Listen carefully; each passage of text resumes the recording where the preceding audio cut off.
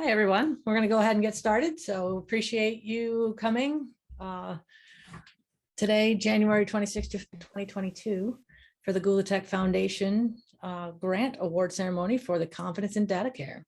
We are sorry we are not at the RSA conference. I think we were all looking forward to doing this in person.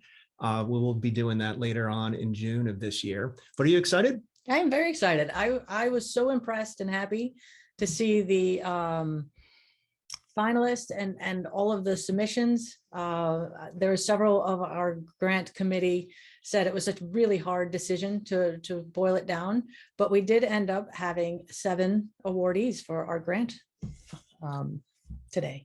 Excellent. Well, we're going to keep things short and simple today.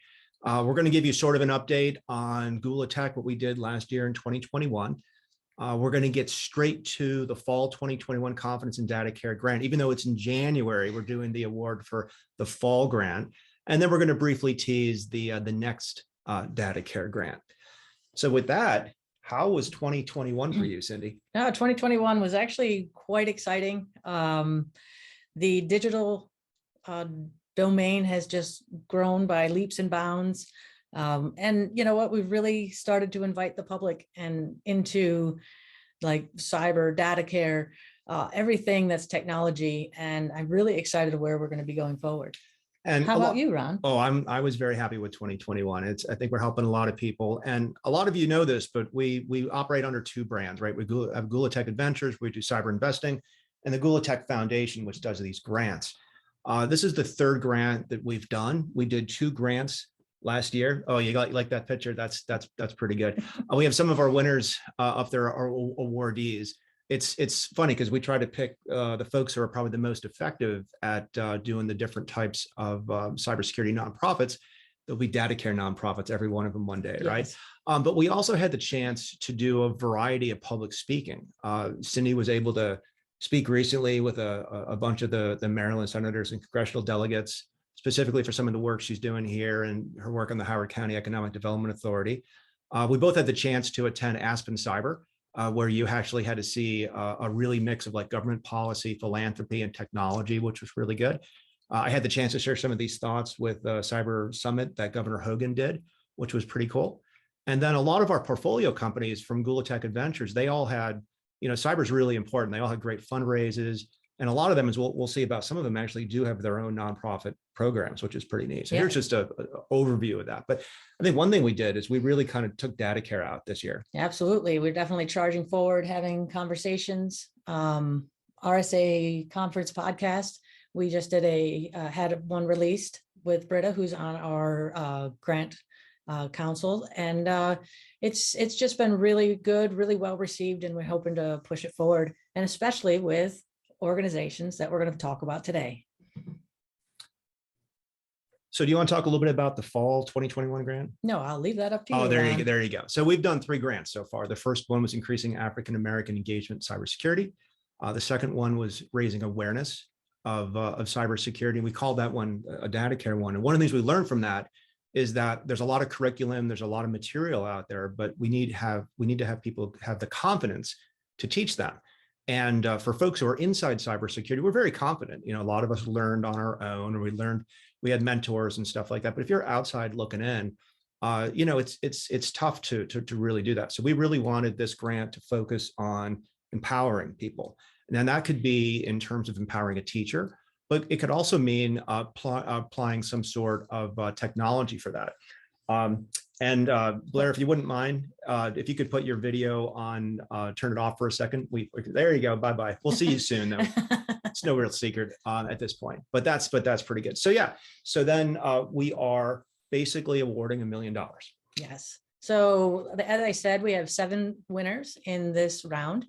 4 runner-ups will each be receiving $100,000. And then we have 3rd, 2nd, and 1st place, that rounding out with $150,000, $200,000, and $250,000. And we really imagine and hope that this will really make a difference and accelerate their mission forward. Doing this our 3rd time, when we designed the Gula Tech Foundation, we really wanted it to be a topic-based, but we also wanted to have people from the community help us choose the winner. So we have a pretty comprehensive grant committee. We've actually lost some of them over the last last year to the Biden administration. So, apparently if you want a job in cyber, come help us, with this kind of stuff. But no, but these are some great people from all walks of life. There's academics on here, there's industrialists, there's venture capital. There's a lot of people with nonprofits, a lot of diverse backgrounds. So we're pretty excited about that. Yeah, and it was really helpful. Again, taking different eyes on all of the great organizations that presented the grants. It was great learning about them, but it did really make a tough decision because it was so many great candidates. So we are going to announce our 4 runner-ups, and I hate to say first, last, and whatever, but so in no particular order. In no particular order, we are granting $100,000 to each of these organizations. So Year Up definitely provides skills to launch your career. They take cohorts and do a lot of soft skills and hard skills regarding cybersecurity. And then they work with companies to place those candidates in real working internships and paid internships, with the idea that the students, the candidates, I guess, will learn more of what they want to do in the career and whether they want to go back to school for more schooling or they want to go into a job. And a lot of the candidates actually get offers from the places they do interns. So if you're a large company and you're looking for interns, Year Up is a great organization. The next runner-up is ICS Village. And this was founded by Bryson Bort. Bryson runs Scythe. He's the founder of Grim as well. He's also on our grant committee. We actually have a process where people have to recuse themselves. We actually have this process because so many of these people are involved with nonprofits. But ICS Village is really interesting for a couple of reasons. One, I think we all know what a Windows computer is, maybe even a Mac computer. We all know what phones are. But when you hear about Stuxnet or you hear about the Colonial Pipeline being attacked, there's Windows computers involved and those, but the things that make the gas go, the things that make the water heat, those are really different kinds of technologies. And this is the kind of nonprofit we wanted to support in encouraging and having people have the confidence to go.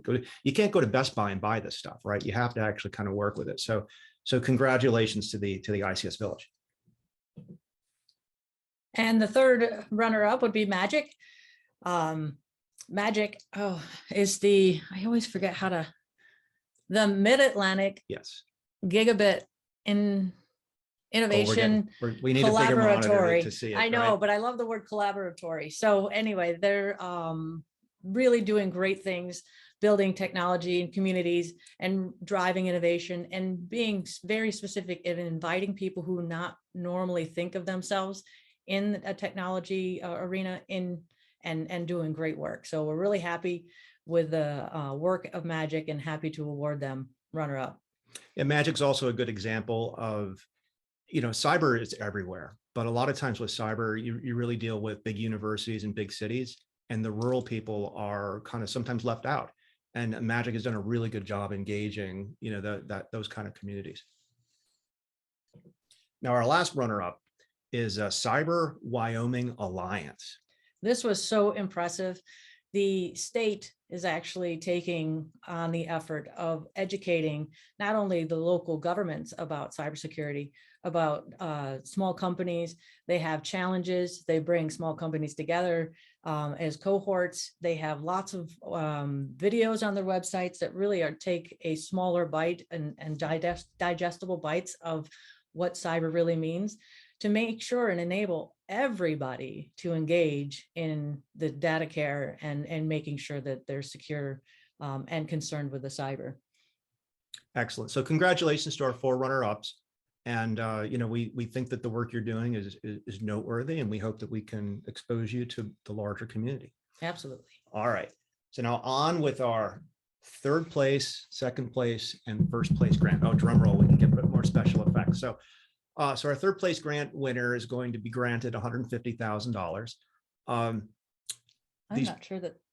So yes, they just popped on. Yes. We know they're here. Yes, we know they're here. So without further ado, I would like to invite Blair Taylor and Sid Kaza from Secure Ed to turn their video feed on, unveil who they are. And I'm going to take us off of stop sharing. Excellent.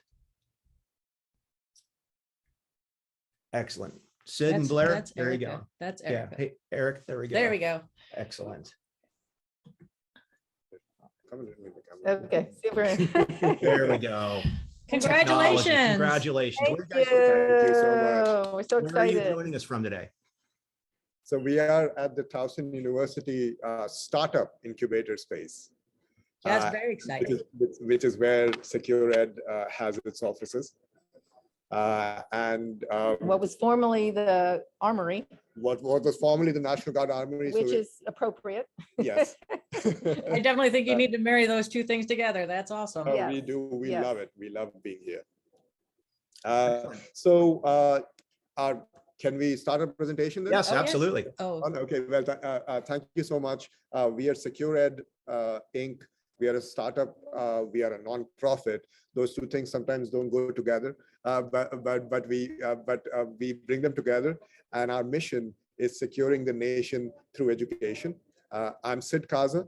I'm the co-founder of the startup, And I'm Blair Taylor, and I'm also the co-founder of the startup. and we are going to share our slides now, which we conveniently forgot to do. I was wondering about that. Yeah. I might need to grant you a special power. Let's see here. Okay. Let's see. Yeah, we are. Okay. There you go. Good All righty. to go? Yep. We are sharing. Okay, cool. Next slide, right? Yep. So we addressed the cybersecurity challenge, a different aspect of it. We all know that we have a huge challenge to build a cyber workforce, and the cyber workforce shortage is well known. That has challenged academic institutions to very quickly try to train workers and get a cyber prepared workforce. But at the same time, academic institutions are facing a dire shortage of cyber faculty and teachers. So we can't solve that tomorrow. So our focus was on coming up with solutions for today. So our products are geared towards doing teaching, learning, and research across the data care continuum, so that we can help provide resources to faculty to help prepare the workforce. And so, who are we and how did we start, right? One of the things you said in your email is the origin story, which I love the phrase. Yeah. And so what is our origin story? So we are both professors at Towson University, and we started working together 2008 or so with a few projects in hand, but we had a few mantras, right? So one of the things we really believed in, we still believe in it, is teaching security early and often. And with that mantra, we started a project called Security Injections, which was funded by the National Science Foundation at the time. The idea was teaching secure coding principles to computer science students when they learned programming, right? So in their first programming course. And we were very excited about that. And now that's the national model for teaching secure coding principles in introductory programming courses called the Security Injections. And a lot of schools use it. But very quickly it dawned on us that cybersecurity was really everybody's business. So very quickly we started moving to this idea of cyber for all, which is what our research group at Towson was called. And the idea was introducing cybersecurity to all Towson students and beyond. And we have a few exciting ventures there, like having a cybersecurity course in the Gen Ed curriculum for all of our students to take. So pretty exciting. But from there, So we went from early and often to cybersecurity across the curriculum. And again, with this focus towards providing resources for faculty. But since the very beginning, this has been incredibly student focused. We have had over 60 students work on our projects, and our Secure Ed team is comprised entirely of Towson University undergraduates, graduates. We have one exception of our team, and that is Paige Zeleppa, who is just graduated last year, and she is our operations manager, and she leads our team of 8 students. And she is now, we can't call her a student because she has received her undergrad and grad through the Towson, gone through the Towson chain. So, and I might add that Paige is the life of our team. yes, She's a director of operations. Yes. We changed her title, remember? okay, And that is incredibly important to us, Yes. right? So for Secure Ed, making an impact with everything that we do on on the nation and academic institutions in the nation, we also believe in making an impact on the students Right. that we are working with. So this makes us very unique, I think. So one of the products that we consider our sort of premier product, the one we're the most proud of, is something called Clark. And Clark is, I want to say, and you can correct me if you know of another example, the largest collection of any curriculum that's freely available that we know of. And it all is cyber-based. So Clark provides over 800, close to 900 learning objects that span the data care continuum, everything from quantum computing to cybersecurity principles. We have a lot of things on legal. We have a heavy emphasis on videos so that teachers can use this online. This is all totally free. It's very quality control. These were all produced by faculty through series of grants that started at NSA about 5 years ago. Faculty can use this curriculum as is, or they can modify it. It's all under the Creative Commons license. So this is pretty unique, and we're really proud of this. So to get back to the challenge that we were trying to address, we're trying to help faculty now, help faculty teach cyber in their courses today, or in my case, starting Monday. So we have, that's our product called Clark. And I think one of the things we do in Clark is really focus on what teachers want, right? How do they look for this curriculum? So we have a bunch of partners who are now hosting their curriculum on Clark. The way they look at the curriculum, for instance, you see the length, right? Do I want a 20-minute module on teaching principles? Do I need a whole week on teaching principles? Things of that ilk. And we do span K through 20. We do have curriculum for all levels, and it is growing. So we are very proud of it for folks who are on there. Log on to clark.center and check it out. Right, and so we use the term nanomodules, micromodules, and nanomodule is less than an hour. So if you're looking for a short video to teach about cyber warfare for a history class, you can come here and find a whole gamut of selections that were produced at Augusta University. You do realize we have to finish in time. We cannot be good teachers if we don't finish. Yes, that's true. So having said that, please check us out, secured.team. Look at everything that we provide. But what we would really like to focus on is one, thank you to the Gula Tech Foundation for recognizing our efforts. We are incredibly excited about it. We are incredibly excited that you're talking about us. For others who are here, if this is something that triggers your fancy as well, then please do reach out. Please do reach out to us. We are always looking to sustain our efforts, and all our efforts are always free for faculty and teachers, and we like to keep them that way. Well, that's amazing. Yeah, we really appreciate it. Again, all the things that you're doing and how you're delivering it. It's going to take everybody on deck, but everybody learns differently. So I like that you have different ways to teach and really getting that confidence in the hands of the teachers to even understand what this new domain even is. So I really, really liked your presentation. Thank you very much for submitting. Thank you. Thank you. Thank you. Thank you, Secured. Once again, I hit click. All right. So now our second place grant, we add a little bit more money. Second place gets you $200,000. Again, there's a lot of competition here, but we're very excited to invite Jenny Daughtery and Melissa Dark from Teach Cyber. We're over the moon excited about this. Teach Cyber is an effort within Dark Enterprises, which is a nonprofit that was started 7 years ago. My name is Melissa Dark. And I started this nonprofit. My origin story with this nonprofit was a National Science Foundation grant. And I got called and I got asked if I would work on this grant. Long story short, I had a lot of grants when I was a faculty member at Purdue, and I couldn't bring another grant into Purdue. So I went to my department head and we agreed that I would start a nonprofit. And I really thought that in 2022, I would be long past that project, and I'd be a professor still at Purdue University. Yeah. But it was a fork in the road. And that project was to integrate cybersecurity into Advanced Placement Computer Science Principles, which is a AP course that has a huge success story across the United States. So I'm going to fast forward. That was how it all started. And I called it Dark Enterprises because I was filling out the Indiana Department of Commerce paperwork with my attorney, and he said, "What's the name?" And I said, "It doesn't have a name yet." And he said, "Well, you need a name."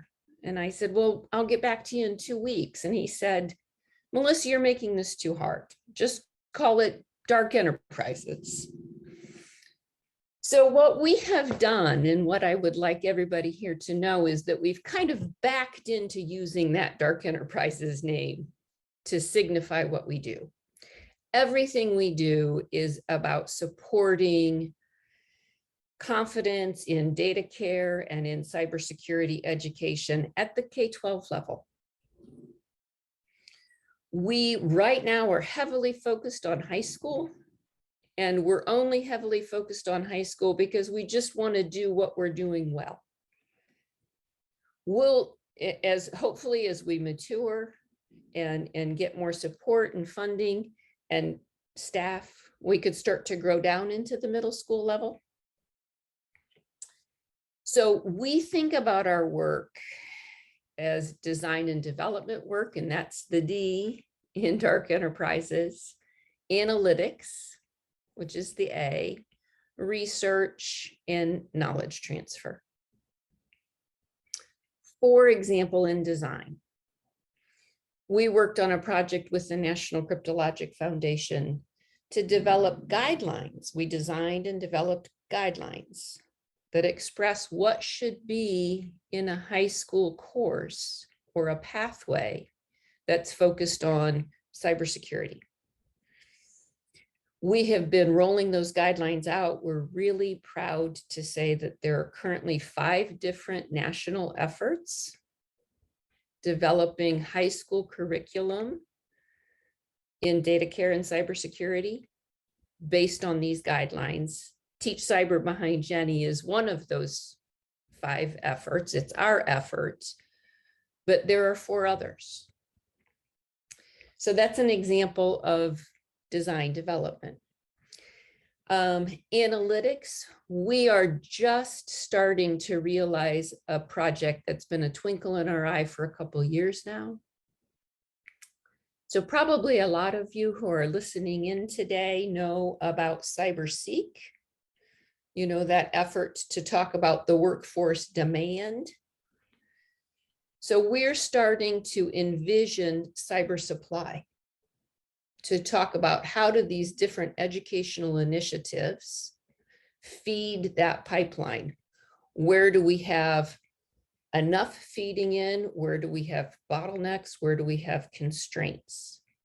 So keep an eye on our work because we envision this analytics starting to grow. The R, we have a research project funded by the National Science Foundation to develop assessment instruments in cybersecurity to be used by teachers or by educational researchers so that we know what educational interventions are effective based on how much students are learning. So that was just funded in July of 2021. So keep an eye on that too. And the K, really the knowledge transfer piece, we tend to think about partnerships, outreach, dissemination, and we think a lot about teacher professional development. And Jenny's going to talk to you about that. And before I turn it over to her to talk to you about that, the last thing I would want anybody listening in to know is woman founded, but we're also 5 women currently strong in Dark Enterprises, trying to work hard on these efforts. So I'll turn it over to you, Jenny. Thanks, Melissa. I'm thrilled to share about Teach Cyber. We started Teach Cyber in spring of 2020, so it's still quite young. Teachers are our primary focus with Teach Cyber, as we believe the preparing of a capable teaching workforce can have an exponential impact in addressing the cybersecurity workforce shortage in the United States and developing confidence in data care in the next generation of students. On average, a teacher affects more than 3,000 students over their career. Currently, Teach Cyber directly serves over 1,000 students and administrators. One of our primary resources has been the development of courseware, which is Creative Commons license, open source, available for free for high school educators. The courseware is based on those high school cybersecurity curriculum guidelines that Melissa mentioned and uses hands-on active learning strategies, including labs using the US Cyber range. Teach Cyber also collaborates with state and district level administrators to share experiences and growing pathways. There's interest from over 19 states and growing. Teach Cyber is at the forefront in cybersecurity teacher professional development. We are leading the National Cybersecurity Teaching Academy, which we believe to be the first graduate level cybersecurity certificate for high school teachers. Over 800 teachers from across the country have registered to date. We also provide comprehensive teacher professional development throughout the school year, including week-long workshops, one-day intensive workshops, and virtual lounges on cybersecurity topics. Teach Cyber is a collaborative initiative that is building relationships and best practices across the country. We are small, as Melissa mentioned, women-owned and women-led organization striving to make a significant critical impact in cybersecurity education. If you're interested in learning more about what we're doing with Teach Cyber, please visit teachcyber.org. With the funds from the Gula Tech Foundation, we will have an even broader and more profound impact in partnering with teachers, where together we are building confidence in data care, as well as a cybersecurity workforce for our future. Thank you so much. That's great. I really appreciate, what you guys have shared and what you guys do. It's amazing. Again, all hands on deck in all different ways. And it's definitely going to be a fun ride, I think. Definitely. Thank you. Yeah, Thank nice you. presentation. Thank you very much. Thank you. All right. Well, for the first place grant, For $250,000, I would like to welcome the CEO of Codepath.org, and Michael Ellison. And I And- believe Erica Wong's going to join you too. Come on down. There we go. There we go. There's All right, Erica. There's Erica. Michael should be here in a second. All right, He's very on. There good. we go. All right, let me stop my share. I'll say a few quick words. I just wanted to say thank you both to Ron and Cyndi, and as well to the other organizations that have been part of this process. It's been really nice to be recognized alongside so many other great cyber-focused nonprofits. But I'll turn it over to Michael. Hey everybody, it's a real pleasure and a real honor to be able to receive this award. And I'm the CEO and one of the co-founders of Codepath. Codepath is an education nonprofit. We're focused on increasing diversity in tech by transforming college computer science education. We've grown really quickly in a short period of time, and we have an ambitious goal to diversify the nation's most competitive entry-level technical roles within the next 10 years as part of strategy to diversify the nation's most competitive technical roles in the next 20 years. And I'm going to share just a kind of little bit about my background to shed some light on, why we feel that it's so important that Codepath exists. So I grew up similar background to many of the students that are part of our target population, low income, rural Maine, single mother household. And we were homeless at times when we were growing up. Challenging to get through school. Once I got to college, I was excited to major in computer science, had done well in math. But when I got into the classroom, like thousands of other students from similar backgrounds, I ended up feeling like I didn't belong in the classroom. Introductory computer science courses are often geared to people who have prior exposure, have previously met engineers, done coding courses, and I hadn't. And honestly, I felt like I wasn't smart enough to major in computer science. So I ended up dropping out. I was a pretty ambitious young person. So kind of gravitated towards social good, entrepreneurship, started a first nonprofit when I was 19 years old. Founded 2 additional nonprofits afterwards, including was a founding board member for Women Who Code, and started 3 tech companies, including 1 tech company that was acquired in 2020 for a little over $3 billion. So I definitely had potential, but like so many students, I didn't feel like I belonged.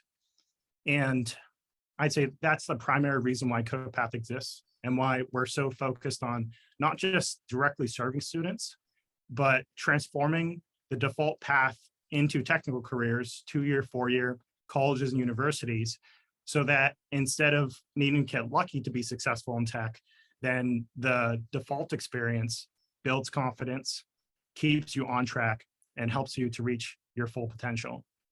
Now, Codepath is currently in 72 colleges and universities.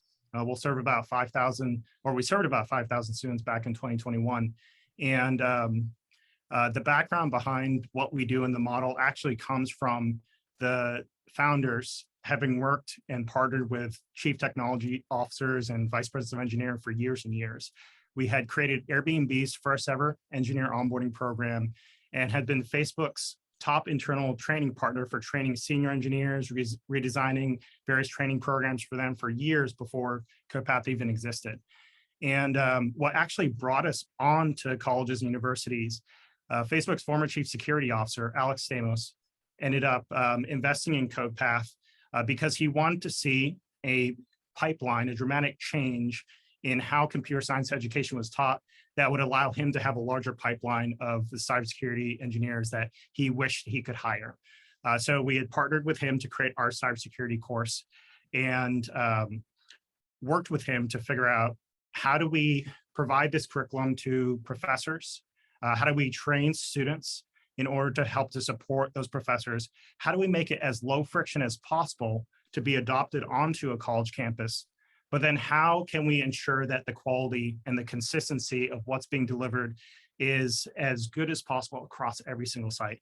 And that's where Codepath ended up developing a model where we end up providing grading, student support.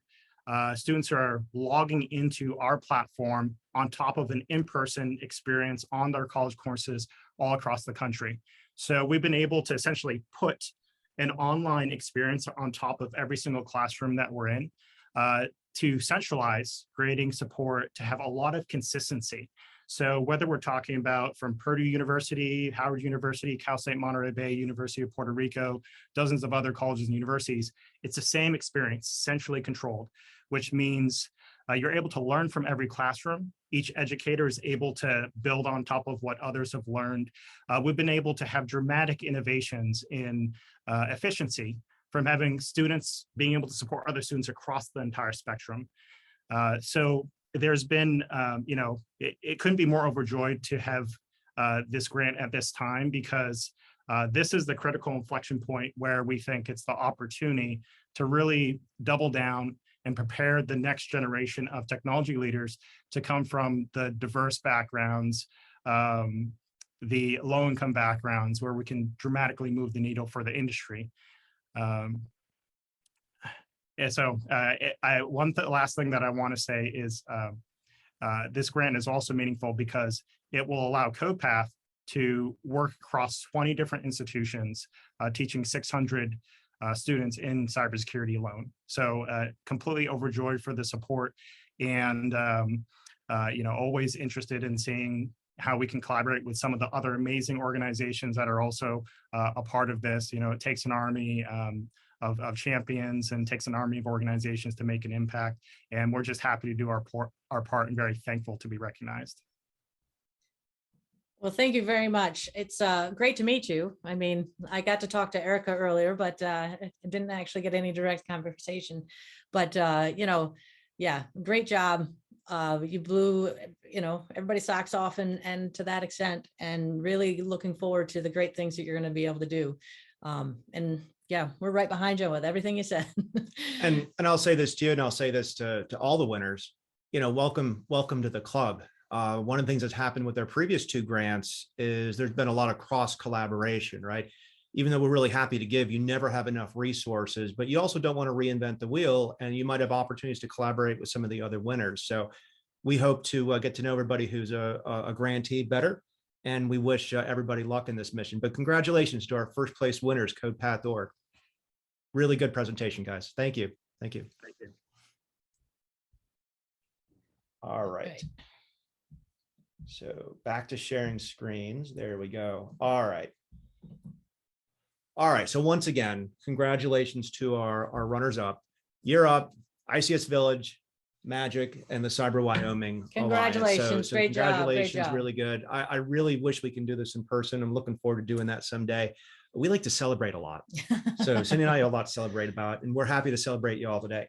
And again, congratulations to our first place, second place, and third place winners. Really nice job with the presentations. Definitely appreciate people trying to stay on the clock, but also appreciate that we were able to give you an opportunity to talk about your organization and whatnot. So very nice job. All right. So the last thing that we're going to talk about is our next data care grant. Now, if you recall, we were supposed to be at RSA on stage, doing this. And of course, COVID, totally respect RSA's decisions to move the conference to June. What Cyndi and I and our team have decided, though, is that we are going to do another data care grant.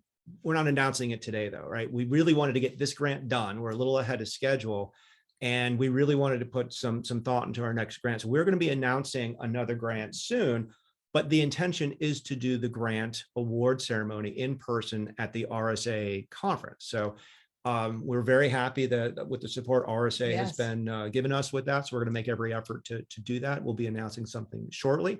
Also want to thank RSA. Brita just gave us a really nice interview all about data care. It's about a 45-minute interview.